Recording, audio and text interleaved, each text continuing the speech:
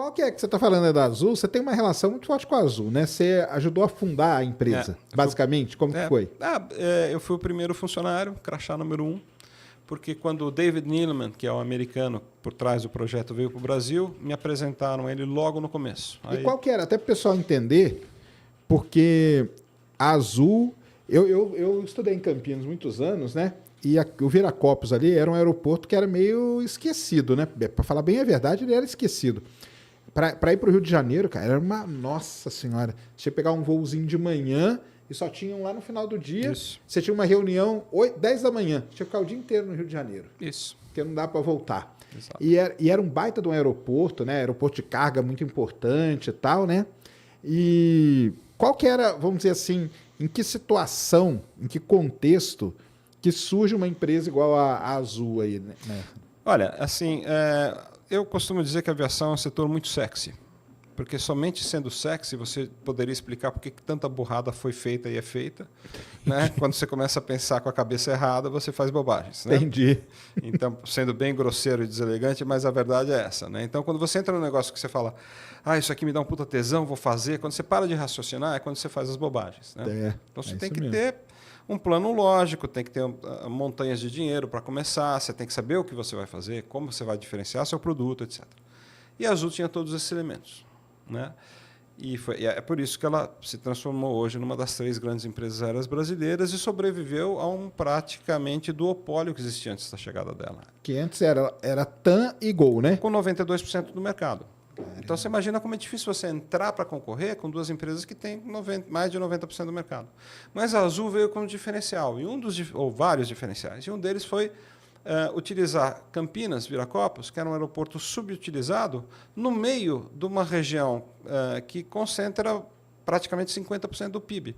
O interior de São Paulo é mais rico que o Chile, gera mais passageiros que o Chile, não tinha aeroporto para essa turma. Então, quando a Azul nasce em 2008 e começa a encher o aeroporto de Campinas, poxa, você sabe bem, você estudou na Unicamp, você sabe o inferno que era chegar e sair. Pô, tá doido. E Viracopos, hoje, transcorridos aí mais de 15 anos, é o aeroporto com melhor conectividade da América do Sul. Não é que ele é grande. Não existe um aeroporto onde uma companhia serve mais destinos sem escalas do que a Azul em Campinas. Então, é um case do sucesso. Mas isso aí foi o quê? Isso aí foi uma visão estratégica. Claro. Mas sua? Não, eu ajudei, mas não. Eles vieram com um business... Bom, mas porque eles vieram de fora? Como que eles tinham? Você deu uma dica para os caras. Foi muito engraçado, porque enfim, um amigo me ligou e falou, tá vindo um gringo montar uma companhia, quer falar com ele? Eu falei, claro. Como é que ele chama? Não sei, acho que é John, David, não sei. Quinta-feira, 9 horas na tua casa. Eu tinha um home office, né? Toca a campanha, abre e entra o cara. Eu falei, que isso, cara? O David Neeleman, né? Aí ele fala, você tem 45 minutos para vender seu peixe. Ele já era famoso dentro da aviação. Puta, eu já tinha que ele era? Ele era o fundador da JetBlue. Eu já tinha lido 3 livros sobre ele. Caramba! Já tinha 3 biografias dele. E a JetBlue era um case de sucesso internacional, assim, incrível que ele tinha feito. Então ele já era meu herói.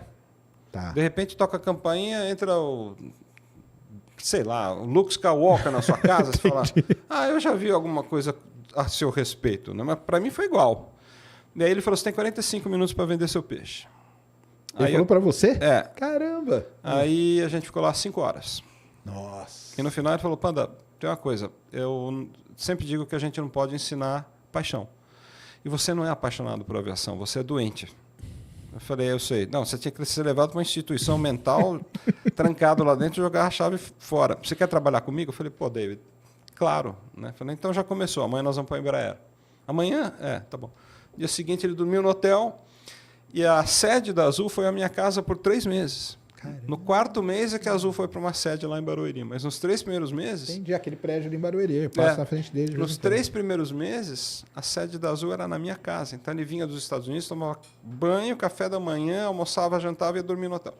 Ele mais um grupo de executivos americanos e brasileiros que a gente foi juntando. No último dia desses 3 meses, tinha 40 pessoas trabalhando em casa.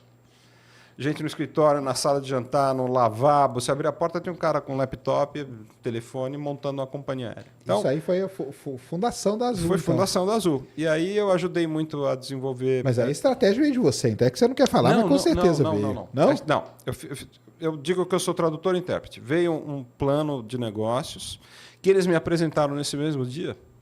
E aí eu comecei a dar uns pitacos. Eu falei, gente, esse plano tá legal, mas por que os aviões não voam de noite? Aí eles me olharam e falaram, porque ninguém quer voar de noite. Eu falei, não, peraí. Aqui é Brasil, aqui as pessoas vão de noite. Falou, aí eu lembro da resposta que o gringo me deu. Falou, cara, você acha que alguém quer ir de Chicago para Nova York às 3 da manhã? Ninguém faz isso. Eu falei, no Brasil a gente faz. Porque é um país pobre, com enormes distâncias. A gente vai cobrar menos de madrugada. E o cara que ia pegar um ônibus, ia ficar 2 dias para sair de São Paulo e chegar em Belém, ele vai ficar 3 horas no avião e vai chegar lá em Belém. Famoso corujão. Dá para fazer isso? Eu falei, cara, tranquilo. Aí eles se olharam e falaram, bom, isso vai ajudar muita gente. Me fala mais. Aí contei a história do ônibus noturno aéreo. Foi você então que criou o corujão, é? Não. O corujão foi criado pela Transbrasil, pelo Omar Fontana, pelo meu tutor, pelo meu mentor. E eu falei, olha, nos anos 80, a Transbrasil criou um negócio chamado ONA, ônibus noturno aéreo, que era você usar os aviões que iam ficar parados de madrugada, cobrar 30%, 40% a menos, não tinha serviço de bordo, e aí você voava grandes distâncias, não ia fazer Curitiba, Porto Alegre, mas você fazia São Paulo, Manaus, fazia São Paulo, Fortaleza. Eu fiz isso aí várias vezes. Galeão, Natal, fazia rotas que longas, tiro de 3 horas. E aí as pessoas começaram a voar mais, pagando menos. Os aviões passaram a voar 11, 12 horas por dia, porque aquilo lá, tem um avião parado, um avião voando, tirando o custo direto, você gastou $200 milhões e a máquina está lá parada por 12 horas. É melhor estar ela voando. Melhor estar voando, né? Gerando receita. E aí acontece essa história, eles falaram, pô, incrível, conta mais, tal, e a gente começou a modificar a ideia, o conceito original que eles tinham. Você foi moldando aquele plano original eu fui dele tropicalizando. Com o seu conhecimento de Brasil e de experiência que você tinha das empresas, claro. Eu tinha sido diretor de marketing na Transbrasil. E assim, eu já estava escrevendo livros, escrevi 18 livros sobre aviação. Então, para você escrever um livro, você tem que ler 20, né? Porque você não consegue escrever um livro, claro. A não ser que seja poesia, mas assim, livros técnicos sobre aviação. Tem que ter. Tem que ler 20, 30 livros para conseguir formatar uma história, né? Então, porque eu sou apaixonado, eu sou estudioso de aviação comercial. Não é que só que eu gosto de avião, eu gosto da indústria de transporte aéreo. Você gosta de caça? Gosta de planador? Gosto. Gosta do Space Shuttle? Amo. Aliás, uma das coisas que eu mais amo é a corrida espacial. Assim, para mim, a grande saga, o grande épico, a epopeia da raça humana é a corrida espacial. Né? Isso mesmo. Então, me dá calafrio quando eu penso na corrida espacial. E na conquista do espaço, né? E tudo que vem de tecnologia que saiu da indústria aeroespacial e foi usado na aviação comercial. Então, você tem um monte de benefícios de coisas que saíram da corrida espacial, claro, e são aplicados hoje nos aviões que estão fazendo aqui a ponte aérea. Né? As pessoas talvez não saibam, mas tem um monte de sistemas, um monte de ganhos que são subprodutos do avanço tecnológico que a corrida espacial ensejou. Então, o cara ali, aí você deu a ideia do que a gente chamava de corujão na época, né? Eu peguei muito corujão.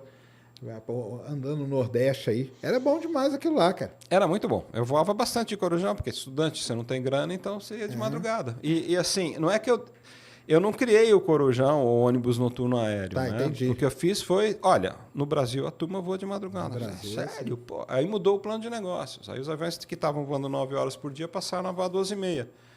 Aí, aqueles aviões... E Campinas, seu hub, eles não tinham essa ideia? Não, Campinas é uma história muito legal. É uma história que assim tem uma passagem de empreendedorismo que é muito bacana. Eu era o crachá número 1 da Azul e o número 2 era o nosso vice-presidente de operações, Miguel Dal, comandante Miguel Dal. Veio da FAB, militar, um cara muito competente, muito meu amigo, super rígido, carioca, esperto, assim e tal. Aí o David falou, eu ouvi falar do aeroporto de Campinas, vamos lá conhecer. Subimos no meu carro, chegamos em Campinas, entramos lá, deserto, né? Não tinha ninguém. Tinha 2 voos por dia. Era terrível, cara. É terrível. Terra de ninguém. A moça no pão de queijo assim, o cachorro dormindo no saguão. A gente entrou lá, tal, mas ficou todo mundo olhando, assim, eu, David, o Miguel e mais um executivo da Azul. Azul, um ano antes da Azul decolar. A gente entrou lá, o David ficou olhando para aquilo, começou a andar de um lado para o outro, e quando ele fica excitado, ele tem um cacuete, ele fica assim com a mão. E ele ficava andando para cima e para baixo, e a gente olhando para aquele aeroporto deserto, o Miguel Dal chegou para mim e falou assim, carioca, né? Ele chegou, não foi exatamente essa palavra que ele usou, mas ele falou, porra, isso aqui é uma terra de ninguém. Nos ferramos. Ele usou uma palavra parecida com ferramos. E aí eu olhei para ele e falei, vai ser difícil e tal. Aí o David veio assim andando, me segurou pelo ombro e falou: Panda, este aeroporto está vazio, nós vamos encher ele do aviões, vai encher ele de passageiros, vamos encher o bolso de dinheiro, vai dar muito certo. Olha só, cara.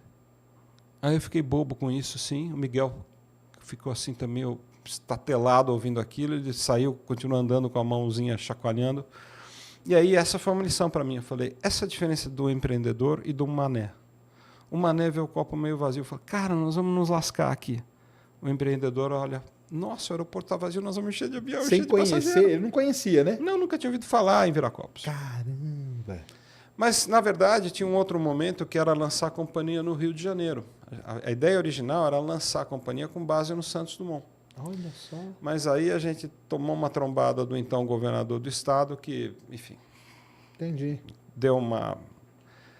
Aprontou mais uma das suas, e aí a gente falou, não, nessas condições não tem conversa, a gente vai para Campinas mesmo. Originalmente ia ser Santos Dumont, então. Ia ser Santos Dumont. Olha e a gente ia ir para o estado do Rio de Janeiro, o estado teria ganho, que hoje são 15 mil empregos altamente qualificados, ia ter montanhas de impostos que são recolhidos, enfim.